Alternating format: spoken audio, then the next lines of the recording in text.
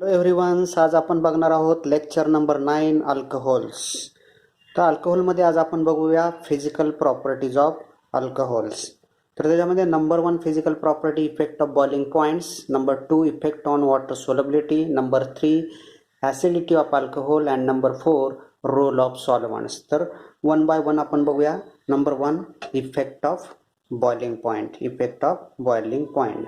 Alcohol कसे असतात? लिक्विडमध्ये असतात, म्हणून आपण त्यांचं काय बघतो? बॉइलिंग पॉईंट बघत असतो. आणि बॉइलिंग पॉईंटचा इफेक्ट काय आहे अल्कोहोल्समध्ये तो आपण याच्यामध्ये स्टडी करूया. Substance having nearly same molecular weights have same boiling points. जर एखाद्या सबस्टन्सचा मॉलिक्युलर वेट जर सबस्टन्सचे सिमिलर असतील तर त्यांचं बॉइलिंग पॉईंट पण कसं असायला पाहिजे? सिमिलर असायला पाहिजे.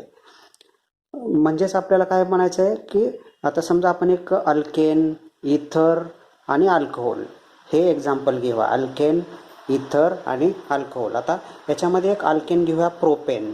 बरोबर, एक अल्केन घेऊया कोणता? प्रोपेन. CH3 CH2 CH3. बरोबर, हा काय आहे?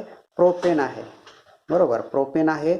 आणि हा प्रोपेन म्हणजेच काय? आपण याला अल्केन कन्सिडर केलेला आहे, अल्केन. बरोबर. आता याचा जर आपण मॉलिक्युलर वेट बघितलं, मॉलिक्युलर वेट ऑफ प्रोपेन किती आहे? 3 कार्बन आहेत. कार्बन किती आहे त्याच्यामध्ये? 3 कार्बन आहेत. बरोबर, म्हणजेच किती झालं? एका कार्बनला 3 इंटू कार्बन किती? ॲटॉमिक नंबर 6 आणि मास त्याचं 12 असतं, 12×36. बरोबर. त्यानंतर हायड्रोजन किती आहे त्याच्यामध्ये? हायड्रोजन किती आहेत? 3 आणि 3 6 आणि 2 8 कार्बन. 8 काय आहे त्याच्यामध्ये? हायड्रोजन आहेत. म्हणजेच काय येणार या ठिकाणी? हायड्रोजनचं मास 8 इंटू 1 बरोबर 8. म्हणजेच किती झालं या ठिकाणी? 44. या ठिकाणी 44. म्हणजे याचं मॉलिक्युलर वेट किती आहे? 44 आहे. याचं मॉलिक्युलर वेट किती आहे? 44 आहे. त्यानंतर आपण इथर घेऊया. CH3O CH3. आता याच्यामध्ये जर तुम्ही बघितलं, याचं जर मॉलिक्युलर वेट बघितलं, याचं मॉलिक्युलर वेट जर आपण बघितलं, याचं मॉलिक्युलर वेट किती येईल बघा. मॉलिक्युलर वेट, कार्बन किती आहे त्याच्यामध्ये? 2 आहेत. 2 कार्बन आहेत. म्हणजेच किती येणार? 2 इंटू 12 म्हणजे 24. बरोबर. एक ऑक्सिजन आहे म्हणजे 1 इंटू 16 बरोबर 16 आलं. बरोबर. याचा ॲटॉमिक नंबर 8 आणि मास 16. त्यानंतर हायड्रोजन किती आहेत? 6 आहेत. आणि 6 हायड्रोजन आहेत म्हणजे 6 इंटू 1 इज इक्वल टू 6. म्हणजे याचे जर आपण ॲडिशन केले तर किती येणार? 46 येणार. याची किती येणार ॲडिशन? म्हणजे याचं मॉलिक्युलर वेट किती आहे? 46 आहे. याचं मॉलिक्युलर वेट किती आहे? 46 आहे. आता आपण इथेनॉल घेऊया. Ethanol CH3CH2OH. इथेनॉलमध्ये याचं जर हा इथर झाला. बरोबर. आणि हा काय आपला? इथेनॉलमध्ये किती आहे याचं कार्बन किती आहेत? 2 कार्बन आहेत. म्हणजेच काय येणार? 2 इंटू 12 म्हणजे 24. एक ऑक्सिजन आहे. एक ऑक्सिजन म्हणजेच काय येणार या ठिकाणी? 16 येणार. आणि 5 काय त्याच्यामध्ये? 6 काय त्याच्यामध्ये?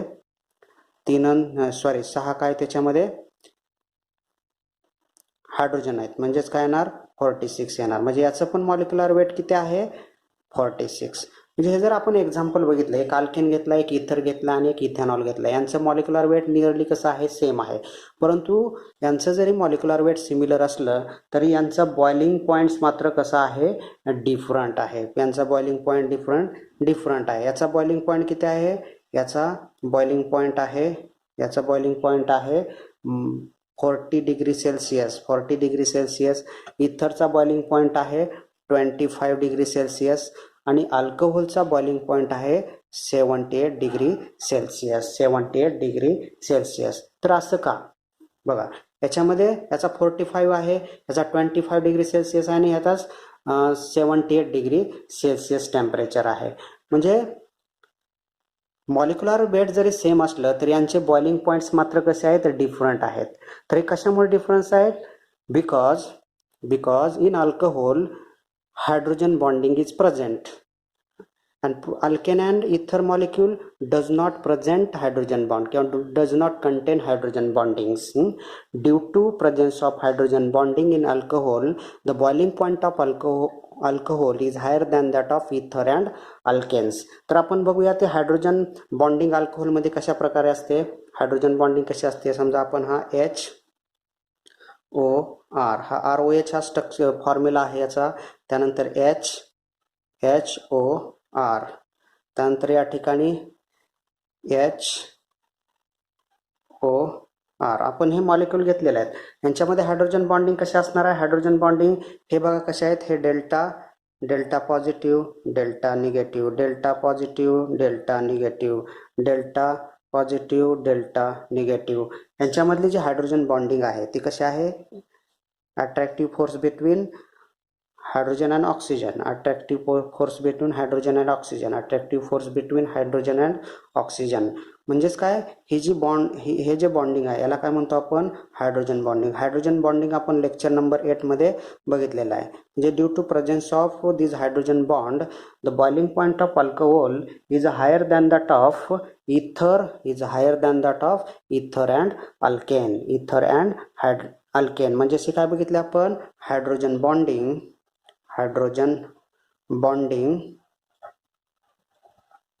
In alcohol. आणि मी तुम्हाला लेक्चर नंबर 8 मध्ये म्हणलेलो आहे की हायड्रोजन बॉन्डिंगचा फार इफेक्ट हा बॉइलिंग पॉईंटवर होत असतो. हे आपण लेक्चर नंबर 8 मध्ये मी तुम्हाला सांगितलेलं होतं, ते आपण या ठिकाणी बघत आहोत. म्हणजे हायड्रोजन बॉन्डिंग जर प्रेझेंट असेल तर त्या मॉलिक्यूलचा बॉइलिंग पॉईंट हा कसा असतो, हायर असतो. का हायर असतो, तर extra energy in the form of heat required to break the hydrogen bond holding the molecule together before it can be volatile. Therefore propane and diethyl ether do not form hydrogen bond, therefore have low boiling points. यांच्यामध्ये hydrogen bond नाही, म्हणजेच त्यांचा काय boiling point कसा आहे, एकदम low आहे. आता आपण बघू boiling point of alkane and corresponding alkanol. Boiling point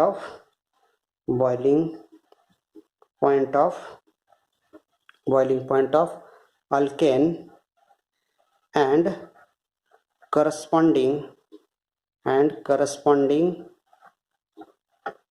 alkanol.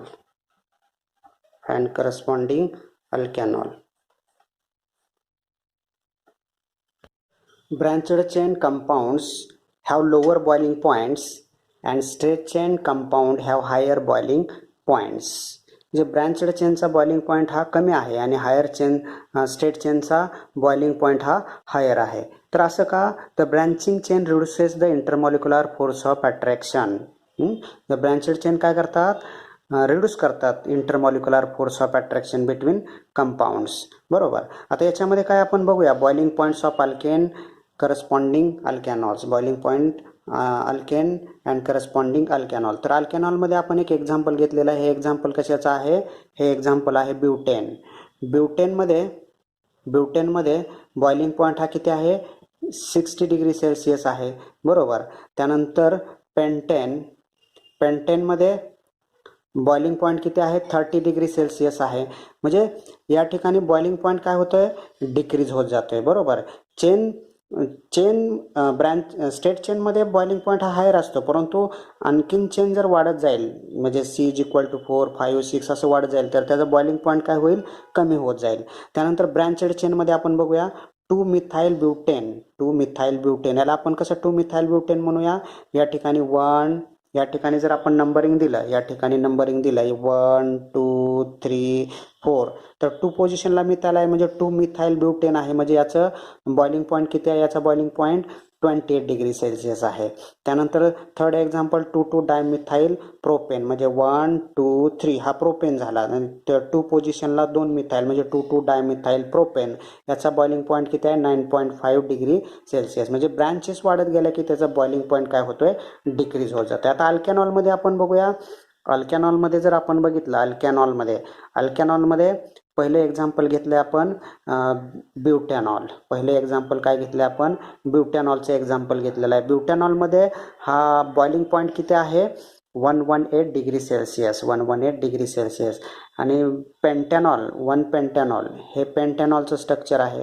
पेंटॅनॉलमध्ये जर आपण बघितलं पेंटॅनॉलमध्ये बॉइलिंग पॉईंट किती आहे 138 डिग्री सेल्सिअस आहे. आता यांच्यामध्ये बघा बॉइलिंग पॉईंट काय होतं इन्क्रीज होत जातोय बरोबर. म्हणजे कार्बन चेन वाढत गेली की त्याचा बॉइलिंग पॉईंट मात्र काय होत जातोय इन्क्रीज होत जातो. याचा 118 आहे आणि याचा 138 होतो. याच्यामध्ये म्हणजे अल्केन आणि अल्कॅलॉनमध्ये हा फरक आहे. याच्यामध्ये डिक्रीज होत होता याच्यामध्ये काय होतोय इन्क्रीज होत जातोय. आता ब्रँचेड चेनमध्ये बघूया. आता ब्रँचेड चेनमध्ये आणखीन एक वेगळा कन्सेप्ट लागू होते बघा. समजा आपण 2 methyl butanol structure 2 methyl butanol घेतलं. या ठिकाणी आपण नंबरिंग दिल्यानंतर काय होणार 3 मिथाइल येईल कारण का या ठिकाणी 1 2 3 4 3 पोझिशनला मिथाइल म्हणजे 3 मिथाइल ब्युटॅनॉलचं स्ट्रक्चर आहे. आणि हे स्ट्रक्चर 2 डायमिथाइल प्रोपॅनॉल म्हणजे या ठिकाणी 1 2 3 दोन पोझिशनला 2 मिथाइल म्हणजे 2 डायमिथाइल प्रोपॅनॉलचं स्ट्रक्चर आहे. याच्यामध्ये बघा याचा बॉइलिंग पॉईंट किती आहे 120 डिग्री सेल्सिअस आहे. याचा 113 डिग्री सेल्सिअस आहे. म्हणजे याच्यामध्ये ब्रँच वाढत गेले की डिक्रीज झाला. स्ट्रेट चेनमध्ये ब्रँच वाढू द्या परंतु हे इन्क्रीज होतं. याच्यामध्ये ब्रँचेस वाढत गेल्या तर काय होतं डिक्रीज होतं आहे. तर याच्यामध्ये boiling points of alkane and corresponding alkanols आपण हे यामध्ये पाहिलेलं आहे. सेकंड फिजिकल प्रॉपर्टी आहे effect on water solubility. A hydrogen bonded substance is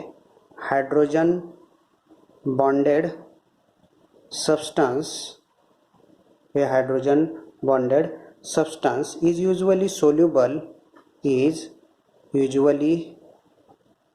soluble in another hydrogen bonded substance. थोडक्यात काय hydrogen bonded substance is usually soluble in another hydrogen bonded substance. म्हणजे polar molecule हा polar मॉलिक्यूलमध्येच dissolve होणार आहे. म्हणजे non polar molecule हा polar मॉलिक्यूलमध्ये सोल्युबल होणार नाही. आता आपण एक्झाम्पल घेऊया. फॉर एक्झाम्पल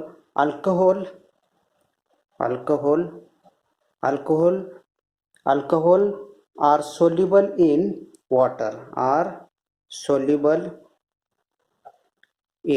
water म्हणजे अल्कोहोल हा अल्कोहोल हा वॉटरमध्ये सोल्युबल होईल. But alkanes are not.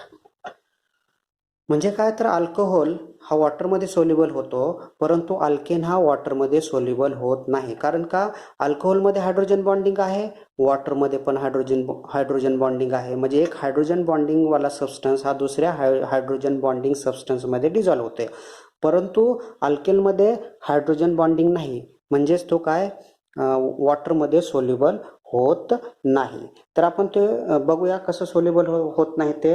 आता समजा आपण एक वॉटर मॉलिक्यूल घेऊया. वॉटर मॉलिक्यूल घेतलेला आहे. त्यानंतर आपण दुसरा वॉटर मॉलिक्यूल घेऊया. हा दुसरा वॉटर मॉलिक्यूल आहे. त्यानंतर आपण हा तिसरा वॉटर मॉलिक्यूल घेतलेला आहे. हा तिसरा वॉटर मॉलिक्यूल घेतलेला आहे. आणि या वॉटर मॉलिक्यूलमध्ये हे हायड्रोजन बॉन्डिंग आहे. हे ह्यांच्यामध्ये असणारं काय आहे एच बॉन्डिंग आहे. त्यांच्यामधली ही असणारी एच बॉन्डिंग आहे. आता याच्यामध्ये जर आपण अल्केन टाकायचं झालं याच्यामध्ये जर आपण अल्केन टाकायला गेलो असं अल्केन टाकला. अल्केन म्हणजे काय RH हा अल्केन असतो.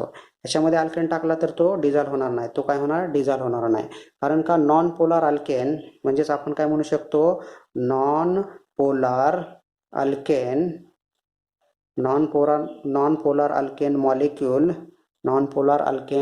molecule cannot slip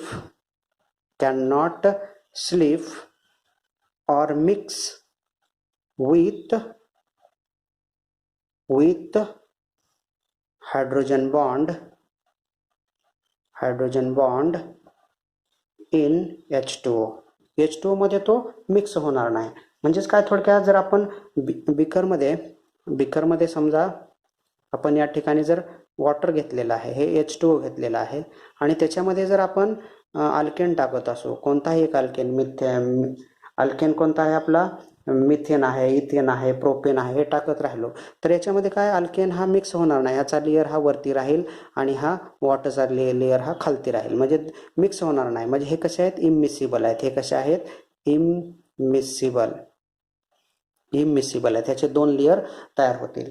समजा आपण, कारण का यांच्यामध्ये हायड्रोजन बॉन्डिंगच नाही. हे हा मॉलिक्यूल कसा आहे, हा मॉलिक्यूल कसा आहे, नॉन पोलार मॉलिक्यूल आहे आणि वॉटर मॉलिक्यूल कसा आहे, पोलार मॉलिक्यूल आहे. म्हणजे हायड्रोजन बॉन्डिंग असले की त्याच्यामध्ये पोलार, ह्याच्यामध्ये हायड्रोजन बॉन्डिंग आहे पण हायड्रॉक्सी मधला जो OH बॉन्ड नाही याच्यामध्ये, बरोबर. आता त्यानंतर आपण दुसरा मॉलिक्यूल बघूया, अल्कोहोल मॉलिक्यूल. समजा आपण वॉटर घेतलेला आहे, वॉटर, आता आपण वॉटर घेऊया, हा वॉटर मॉलिक्यूल आहे, बरोबर. त्यानंतर हा दुसरा वॉटर मॉलिक्यूल आहे, त्यानंतर हा तिसरा वॉटर मॉलिक्यूल आहे आणि यांच्यामध्ये काय असते, या वॉटर मॉलिक्युल्समध्ये ही जी आहे ती काय, याच्यामध्ये हायड्रोजन बॉन्डिंग आहे. यांच्यामध्ये जे आहे ते hydrogen, delta negative delta positive, delta negative delta positive, delta negative delta positive, hydrogen bonding. याच्यामधला जो बॉन्ड आहे तो कोणता आहे, ह्याचा हा हायड्रोजन बॉन्ड आहे, हायड्रोजन बॉन्ड आहे. आणि समजा आपण आता अल्कोहोल जर मॉलिक्यूल घेतला, अल्कोहोल मॉलिक्यूलचं स्ट्रक्चर कसं असतं, ROH, हे अल्कोहोलचं स्ट्रक्चर आहे, हे अल्कोहोलचं स्ट्रक्चर आहे. आणि अल्कोहोलमध्ये पण तुम्ही बघितलं तर अल्कोहोलमध्ये या ठिकाणी काय आहे, H बॉन्डिंग आहे, यामध्ये काय आहे, H बॉन्ड आहे, हायड्रोजन बॉन्डिंग आहे. आता हा अल्कोहोल काय होईल, अल्कोहोल मॉलिक्यूल हा पोलार मॉलिक्यूल आहे. अल्कोहोल मॉलिक्यूल कसला मॉलिक्यूल आहे, पोलार मॉलिक्यूल. आणि हा मॉलिक्यूल पण कसला आहे, पोलार मॉलिक्यूल आहे. हा मॉलिक्यूल पण कसला आहे, पोलार मॉलिक्यूल आहे. म्हणजे हा काय होईल बघा, हा मॉलिक्यूल काय होईल, alcohol molecule can slip into alcohol molecule, या ठिकाणी लिहू शकतो आपण, अल्कोहोल मॉलिक्यूल कॅन स्लीप और mix into the H bonded sequence in H2O. म्हणजे थोडक्यात काय म्हणजे आपण या ठिकाणी जर आपण या ठिकाणी वॉटर मॉलिक्यूल घेतलेला आहे, हा वॉटर मॉलिक्यूल घेतलेला आहे, बरोबर. म्हणजे H2O घेतलेला आहे आणि याच्यामध्ये जर आपण अल्कोहोल टाकलं, ROH जर आपण याच्यामध्ये टाकलं, अल्कोहोल टाकलं, तर हे काय होणार आहे, याच्यामध्ये हे मिक्स होणार आहे. ह्याच्यामध्ये काय होणार आहे, हे ब्ल्यू वालं काय, याच्यामध्ये ROH आणि ब्लॅक वालं काय, H2O आपण दाखवलेलं आहे. तर ह्याच्यामध्ये काय होणार आहे, मिक्स होणार. म्हणजे हे काय होणार आहे, मिक्सिबल असतील. हे काय असेल, मिक्सिबल असेल, बरोबर. हे याच्यामध्ये मिक्सिबल असणार आहे. कारण का दोन्ही मॉलिक्यूल कसे आहेत, पोलार मॉलिक्यूल आहे. वॉटर हा पोलार मॉलिक्यूल आहे आणि अल्कोहोल पण कसा आहे, पोलार मॉलिक्यूल आहे. म्हणजे हायड्रोजन बॉन्डिंगचा इफेक्ट किती आहे बघा. आपण लेक्चर 8 मध्ये मी सांगितलेलं होतं तुम्हाला की due to presence of hydrogen bonding alcohol molecule can slip or mix into the hydrogen bonded sequence in water and they are miscible with water molecules. Solubility of alcohol in water. Solubility of alcohols in water. तर काय alcohol molecule घेऊया आणि त्यांची solubility बघूया. आता पहिल्यांदा आपण घेऊया इथेनॉल, CH3OH. सेकंड घेऊया CH3CH2OH, ethanol, CH3CH2CH2OH. Propanol, CH3CH2CH2OH. Butanol, CH3CH2CH2OH. Pentanol, CH3CH2CH2CH2OH. Hexanol, CH3CH2CH2CH2OH. हेप्टॅनॉल, बरोबर. Methanol, ethanol, propanol, butanol, पेंटॅनॉल, hexanol आणि हेप्टॅनॉल. आपण हे काय घेतलेले आहेत, काही अल्कोहोल घेतलेले आहेत. आता ह्यांची सोलबिलिटी वॉटरमध्ये बघूया. आता याच्यामध्ये सोलबिलिटी बघत असताना हा जो इथेनॉल आहे, हा इथेनॉल वॉटरमध्ये इन्फानाईट याचं म्हणजे कितीही टाका तुम्ही वॉटरमध्ये तर तो सोल्युबल होईल. त्यानंतर मिथेनॉल आणि इथेनॉल पण काय असणार, त्याची सोलबिलिटी इन्फानाईट सोलबिलिटी असणार आहे. त्यानंतर प्रोपॅनॉलची पण सोलबिलिटी काय असणार आहे, इन्फानाईट सोलबिलिटी असणार आहे इन वॉटर, बरोबर. ब्युटॅनॉलची 0.8% only 8% butanol dissolve in water, पर्सेंटेजमध्ये 8% फक्त डिझॉल्व होणार आहे. त्यानंतर पेंटॅनॉल 2.7% आहे त्याचं, बरोबर. सोलबिलिटी म्हणजे ग्राम म्हणजे 8 ग्राम एवढाच डिझॉल्व होईल. ह्या मिथेनॉल, इथेनॉल, प्रोपॅनॉल आपण किती टाकलं तरी ते डिझॉल्व होणार आहे, परंतु आपण 8 ग्रामपर्यंत जर आपण वॉटरमध्ये टाकलं तर डिझॉल्व होईल. त्यानंतर जो पेंटॅनॉल आहे तो 2.7 ग्राम एवढाच तो काय होईल वॉटरमध्ये, 100 ml वॉटरमध्ये तो डिझॉल्व होईल. आपण 100 ml वॉटरमध्ये किती ग्राम डिझॉल्व होतोय ते बघतोय आपण, बरोबर. त्यानंतर जो हेक्झॅनॉल आहे, हेक्झॅनॉलची सोलबिलिटी जी आहे हेक्झॅनॉलची ती किती आहे, 0.6 ग्राम, 0.6 ग्राम, बरोबर. आणि हा जो हेप्टॅनॉल आहे हा कसा आहे, इनसोल्युबल. म्हणजेच आपल्याला लक्षात आलं असेल की alcohols of few molecular weights are soluble. Few molecular weight जर असेल, त्याचं कमी मॉलिक्युलर वेट असेल तर ते सोल्युबल असतील. When the alkyl group are is 4 or more carbon in length, म्हणजे 4 पर्यंत कसं आहे, ते 4 पर्यंत काय होतंय, सोल्युबल आहे. When alkyl group are is 4 or more carbon in length the hydrophobic in natures. त्यानंतर यानंतर पुढं जे असणार आहे, यानंतर हे जे मॉलिक्युल्स आहेत, हे मॉलिक्युल ते कसे आहेत, hydrophobic in nature. Hydrophobic means water hating. Hydrophobic means water hating and hydrophilic means water living. म्हणजे ते वॉटरमध्ये काय होणार आहेत, डिझॉल्व होणार आहेत. म्हणजे C इज इक्वल टू 4 पर्यंत ते डिझॉल्व होतील. यांच्यानंतर मात्र पुढे जे कार्बन्स आहेत म्हणजे पेंटॅनॉल, हेक्झॅनॉल, हेप्टॅनॉल यांची सोलबिलिटी काय होत जाईल, कमी अशी होत जाईल. त्यांची सोलबिलिटी कमी होत जाईल. Water solubility fall sharply containing more than 7 carbon are insoluble in water. Third physical property आहे ॲसिडिटी ऑफ अल्कोहोल्स. आपण फर्स्ट बघितली इफेक्ट ऑफ बॉइलिंग पॉईंट, त्यानंतर सॉल्युबिलिटी बघितली आणि थर्ड बघणार आहे आपण ॲसिडिटी ऑफ अल्कोहोल. तर alcohols are very weak acid. Alcohol हे कसे आहेत, एकदम वीक ॲसिड्स आहेत. The acidity of alcohol is similar that of water molecule. अल्कोहोलची ॲसिडिटी ही वॉटर मॉलिक्यूल प्रमाणेच आहे. आता आपण या ठिकाणी स्ट्रक्चर काढलेलं आहे. वॉटरचं स्ट्रक्चर आहे H2O, delta positive, delta negative, delta positive. हे वॉटरचं स्ट्रक्चर आहे. हे delta positive, delta negative, delta positive हे आपलं अल्कोहोलचं स्ट्रक्चर आहे. तर आपण याच्यामध्ये pK व्हॅल्यू दाखवलेले आहेत. pK व्हॅल्यू किती आहे, त्याची 15.7 आहे, 15.7, आणि याची pK व्हॅल्यू किती आहे, 15.9 एवढे आहे. आता याची जर आपल्याला ॲसिडिटी जर चेक करायची असेल तर आपण एक एक्झाम्पल घेऊया. एक्झाम्पल घेतलेलं आहे आपण ॲसिडिटी ऑफ टिपिकल अल्कोहोल, म्हणजेच आपण काय घेतलेलं आहे, इथेनॉलचं एक्झाम्पल घेतलेलं आहे. The ethanol and alcohol or ethanol cannot be completely converted into conjugate base.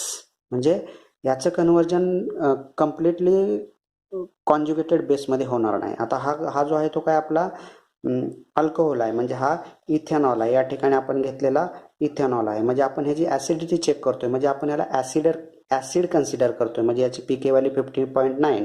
म्हणजे येणारा जो प्रोडक्ट आहे तो काय असणार, आपला कॉन्जुगेट बेस असणार आहे.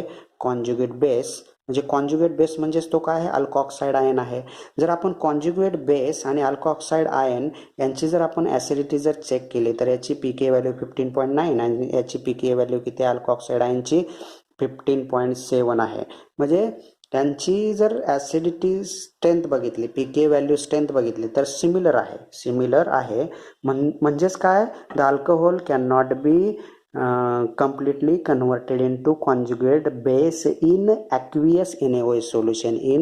aqueous NaOH solution मध्ये अल्कोहोलचं कन्व्हर्जन हे कम्प्लिटली नाही, म्हणजे स्लाइटली कन्व्हर्जन होईल, पण do not completely conversion into conjugate base. तर आपल्याला याच्यामध्ये जर कम्प्लिटली कॉन्ज्युगेट बेसमध्ये जर कन्व्हर्जन करायचं असेल,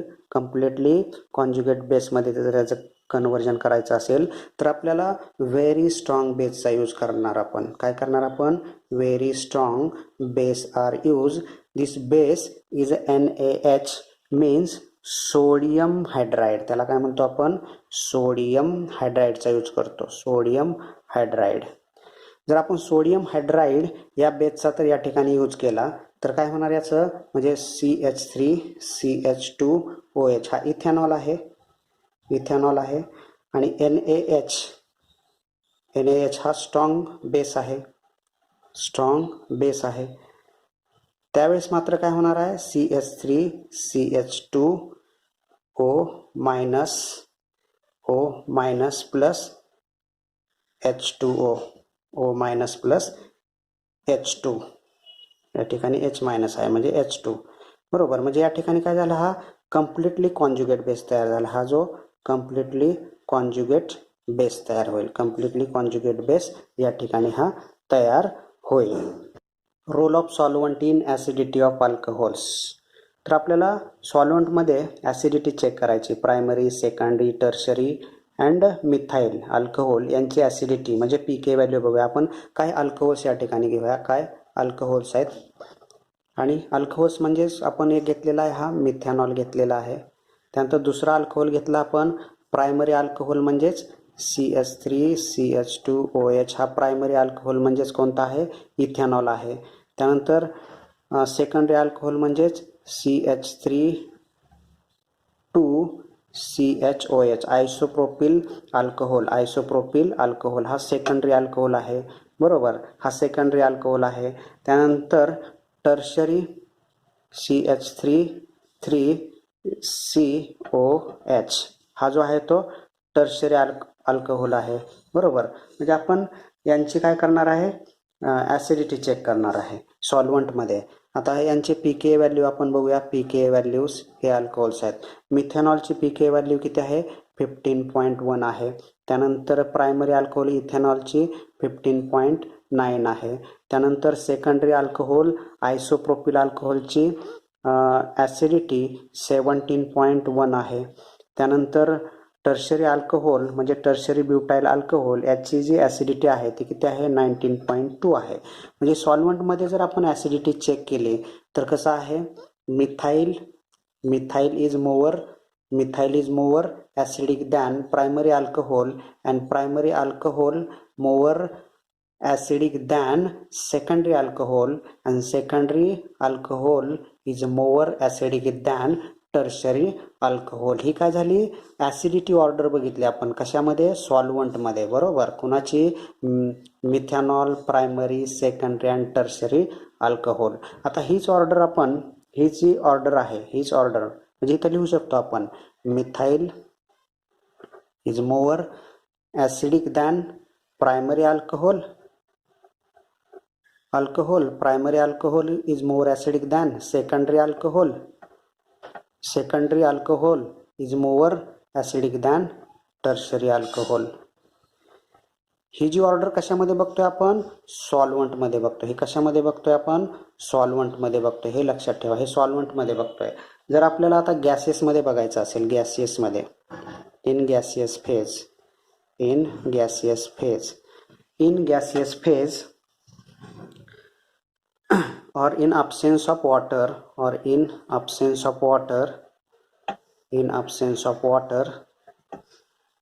the order is reverse. The order is reverse. ती ऑर्डर काय होईल, रिव्हर्स होईल. रिव्हर्स कशी होईल तर याच्यामध्ये काय होईल, टर्शरी ब्युटाइल अल्कोहोल म्हणजे tertiary alcohol is more acidic than secondary alcohols means isopropyl alcohols, and this isopropyl alcohol, secondary alcohol, is more acidic than ethanol, CH3 CH2OH, and ethanol is a primary alcohol and is more acidic than methanol म्हणजे gaseous फेजमध्ये हे order काय होणार आहे, reverse होणार आहे. म्हणजेच काय होणार, tertiary alcohol is more acidic than secondary alcohol is more acidic than primary alcohol is more acidic than methyl. ही गॅसियसमधली ऑर्डर आहे. हे एकदम महत्त्वाचा पॉईंट आहे. सॉल्व्हेंटमध्ये ऑर्डर कशी असणार आहे, अशा पद्धतीने असणार आहे, आणि गॅसियसमध्ये काय असणार आहे, ही ऑर्डर ही ऑर्डर होईल. बरोबर, हा पॉईंट एकदम महत्त्वाचा आहे. तर या ठिकाणी आपण पूर्ण फिजिकल प्रॉपर्टीज बघितलेल्या आहेत. बरोबर, आपण अल्कोहोलच्या पूर्ण फिजिकल प्रॉपर्टीज बघितलेल्या आहेत, आणि ह्या physical property number 1 boiling point आहे, नंबर 2 आहे ती सोलबिलिटी आहे, नंबर 3 आहे ती ॲसिडिटी आहे. तर आपण ह्या पूर्ण फिजिकल प्रॉपर्टी या लेक्चरमध्ये फक्त पाहिलेल्या आहेत. नेक्स्ट लेक्चरमध्ये आपण केमिकल रिॲक्शन्स ऑफ अल्कोहोल पाहणार आहोत. केमिकल रिॲक्शन्समध्ये आपण बघणार आहोत डिहायड्रेशन ऑफ अल्कोहोल्स, त्यानंतर रिॲक्शन विथ हायड्रोजन हॅलाइड्स, त्यानंतर पुढे ऑक्सिडेशन ऑफ अल्कोहोल्स, भरपूर केमिकल हिस्टरिफिकेशन रिॲक्शन आहेत, ऑक्सिडेशन रिॲक्शन्स आहेत. या आपण सगळ्या केमिकल प्रॉपर्टीजमध्ये आपण हे सर्व काही आपण स्टडी करणार आहोत. तर आपण या ठिकाणी हे लेक्चर नंबर 9 हे आपण स्टॉप करत आहोत. थँक्यू.